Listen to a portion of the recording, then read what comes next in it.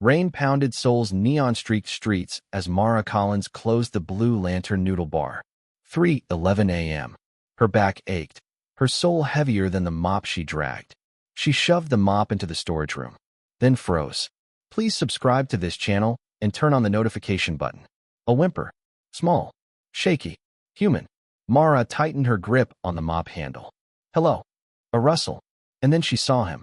A boy, 5 or 6, curled behind bags of rice like a frightened animal.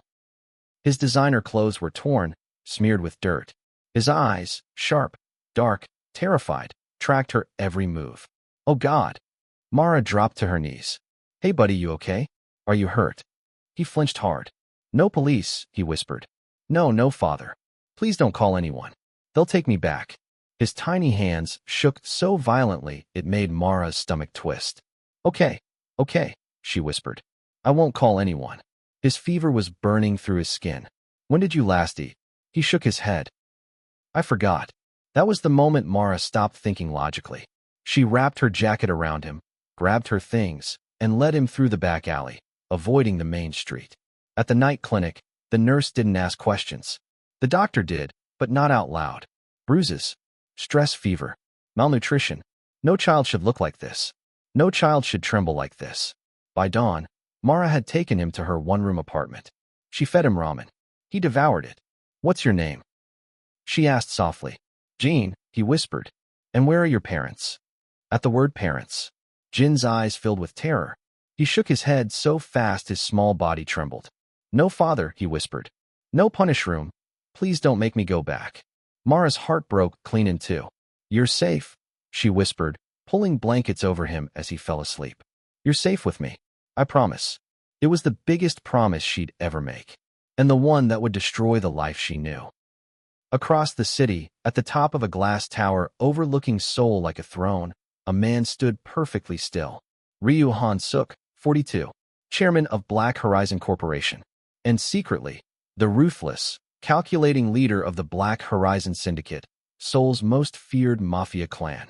6 men stood in front of him, trembling. Explain, Ryu said quietly. How my son, my heir, walked out of a guarded compound. No one answered. Ryu turned slowly. His face was handsome in a cold, sharply sculpted way.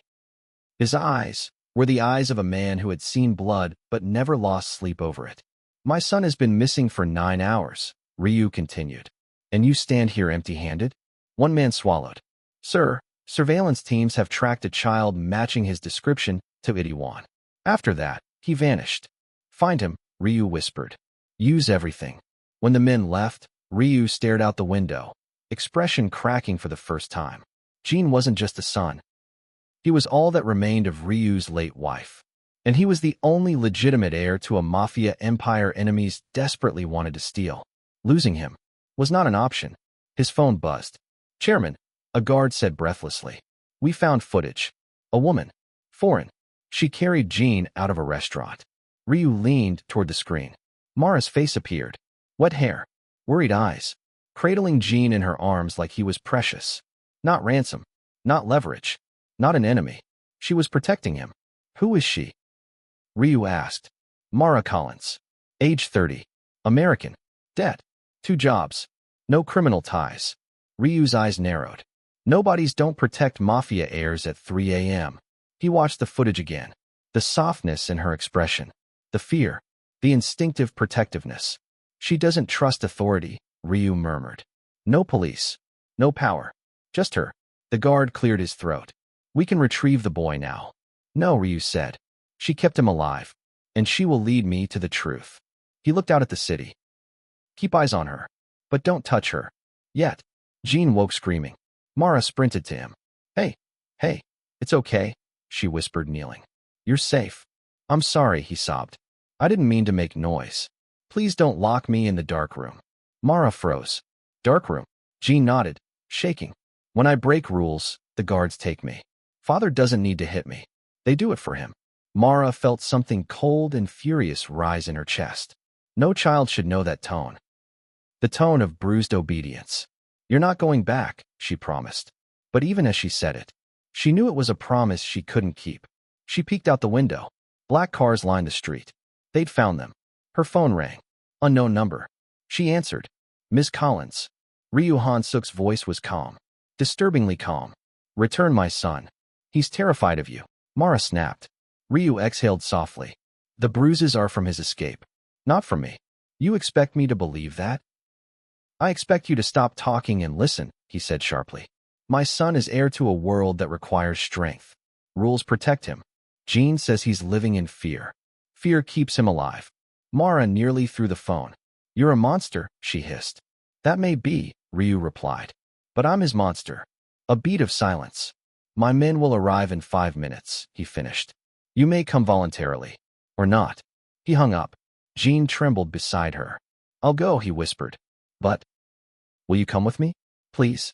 If you're there, they won't hurt me. It was the worst idea Mara had ever heard.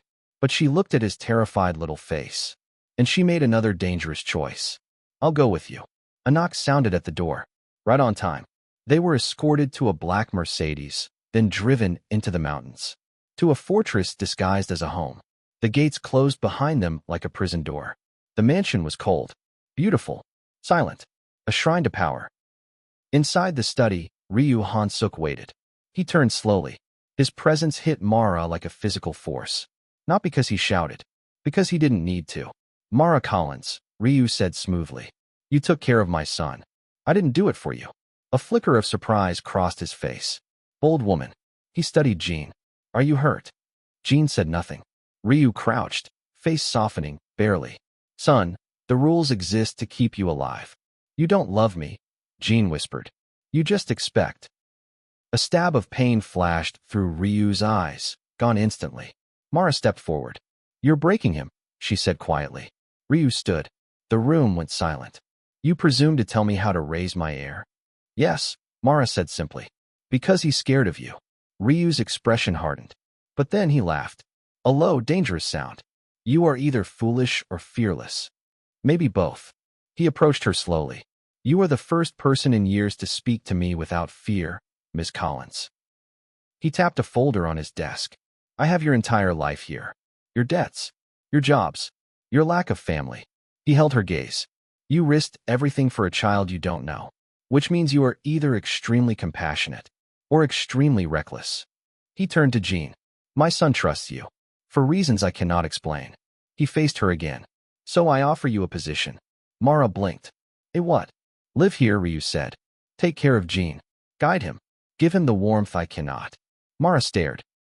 You're asking me to be his nanny? Ryu smirked slightly. Not just that. I need someone who isn't afraid to challenge me. He leaned closer. Someone who will tell me when I'm wrong and mean it. You don't even know me. I know enough. He stepped back. And besides, you're already part of this world. Whether you like it or not. And no, Mara stammered. I have a job. A life. Your debts are already cleared, Ryu said quietly. And your job? Consider it handled. Mara felt dizzy. Jean tugged her sleeve. Please stay, Nuna. That word. Nuna. Big sister. Safe person. Wrapped around her heart like a chain. 1 month, she whispered. A trial period. And if I want to leave, I leave. Ryu nodded. Of course. He smiled. But it wasn't reassuring. It was a promise. A warning. A trap disguised as a choice. 2 weeks into the trial, life settled into a rhythm. Jean flourished. He laughed. He ate. He drew pictures. He slept without screaming. Ryu watched from the shadows. Always observing, never interfering. Until the night, everything changed. Bang. Bang. Gunshots. Mara sprinted to Jin's room. He was shaking in bed. But before she could move, a man burst in. Mask. Gun. Eyes wild. Where is Ryu Han-seok? He snarled. Mara shoved Jean behind her. You want him, you go through me. The man sneered. Stupid foreigner. He raised the gun, then dropped like a rag doll. Ryu stood behind him, heavy breathing, blood on his knuckles. When he looked at Mara and Jean, something inside him cracked. You protected him, Ryu whispered. You put yourself between my son and a gun. Yes, she whispered. And I would again. He touched her shoulder. Not possessively, not aggressively, but gently. Thank you. It was the first time the Mafia king ever sounded human. A week later, another threat arrived. Mara's past. Her abusive ex, Devon Hale, stormed onto the grounds, ranting, demanding money, threatening her. Ryu stepped between them like a wall of ice. You will not speak her name again, Ryu said softly. You will not return. You will not breathe in her direction. Devon laughed. You can't tell me what to. Ryu stepped closer. Predator calm. If you come near her again, you will not leave Seoul alive. Devon paled. Ryu wasn't bluffing. Devon ran. Mara stared at him. You paid my debts? Yes. You threatened him? Yes. Why? Ryu exhaled slowly. Because you stood between my son and death. Because you stayed. Because you care without motive or manipulation. His voice lowered. And because I would burn this entire city before I let someone hurt you. Mara's heart stuttered. This was dangerous. This was wrong. This was everything she'd been warned about. But it was also truthful. As weeks passed, the truth emerged.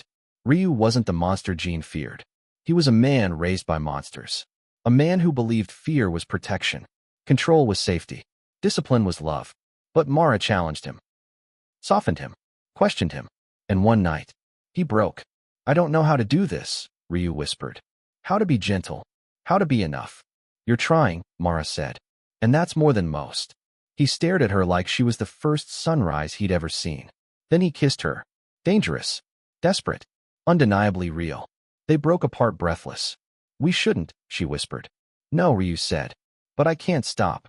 Then you need to decide, she told him. I won't be your secret. I won't be your weakness. If I stay, we face everything together.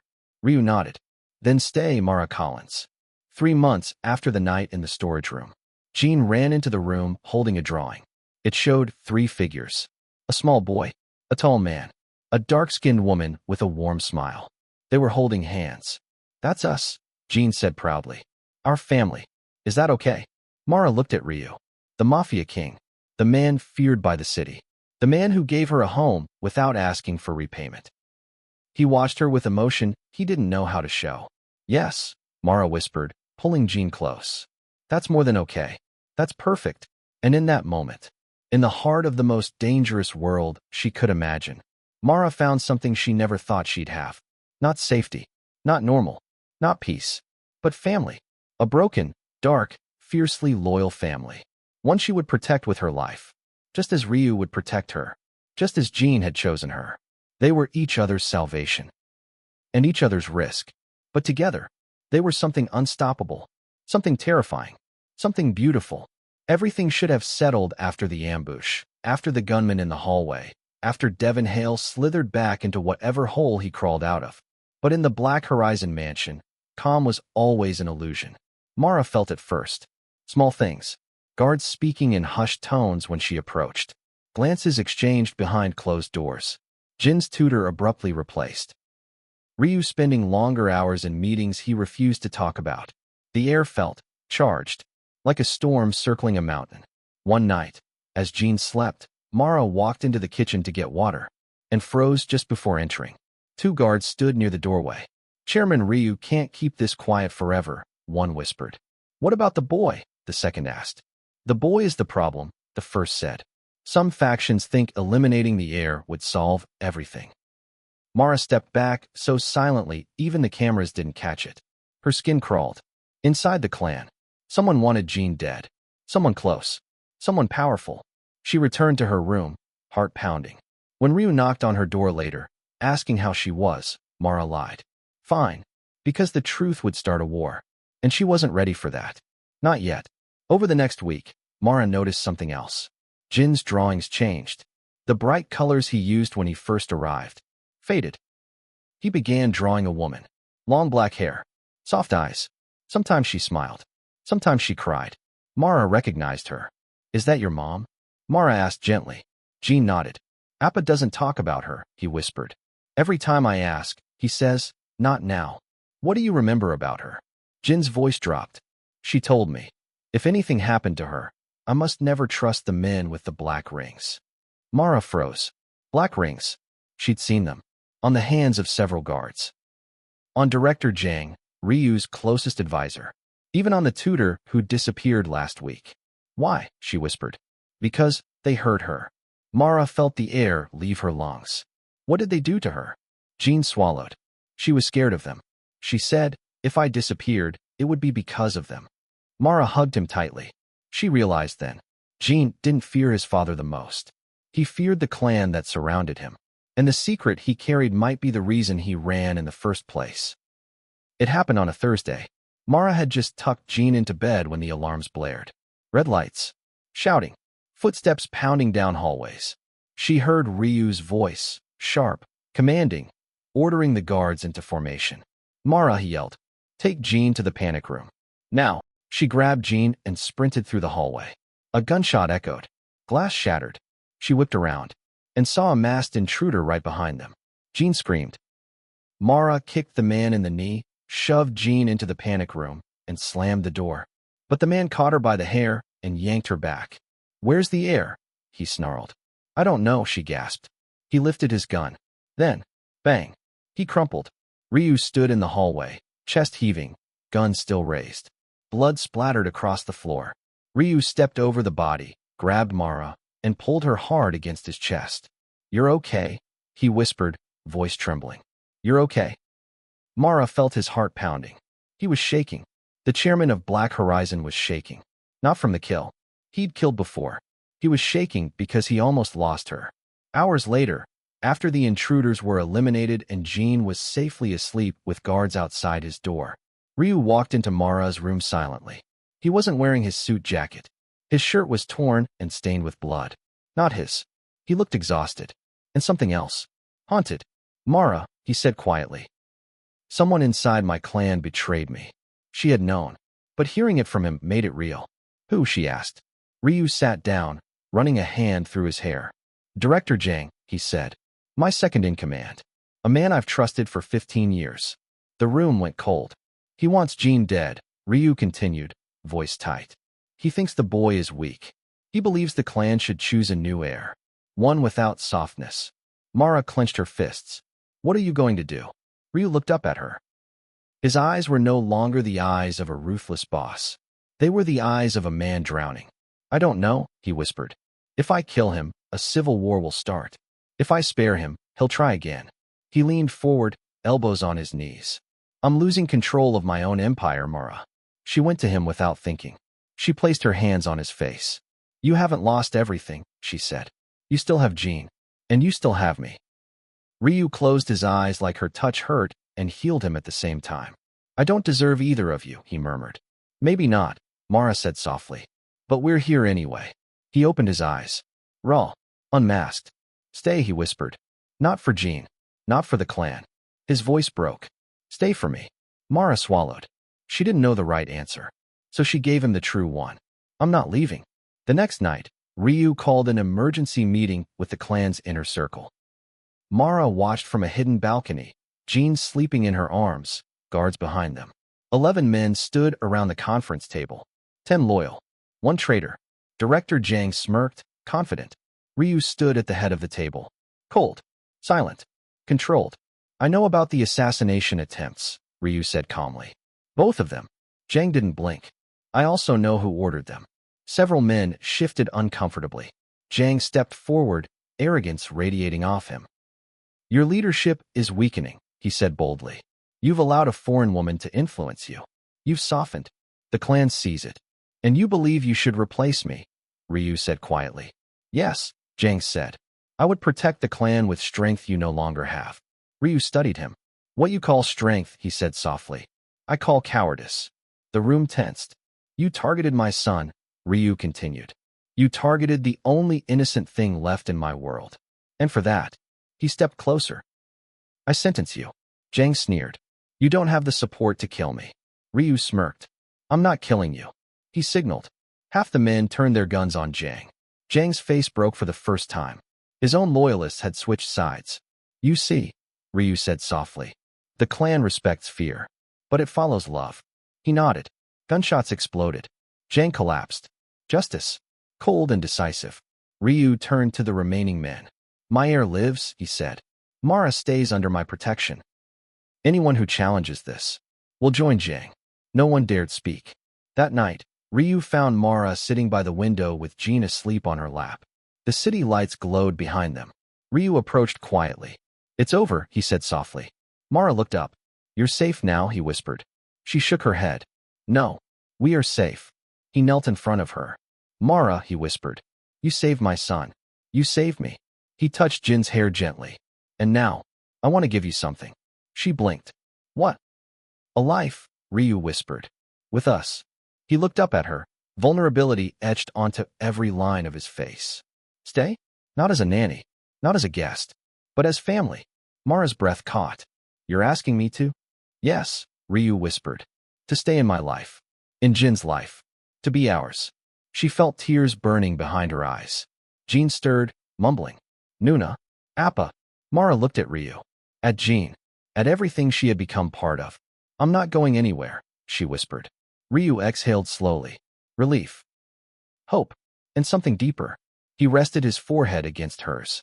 We face the future together, he said quietly. Mara nodded. Together. And as the city lights flickered like distant fire, the broken trio became a family forged in darkness. By danger, loyalty, and a love powerful enough to defy an empire.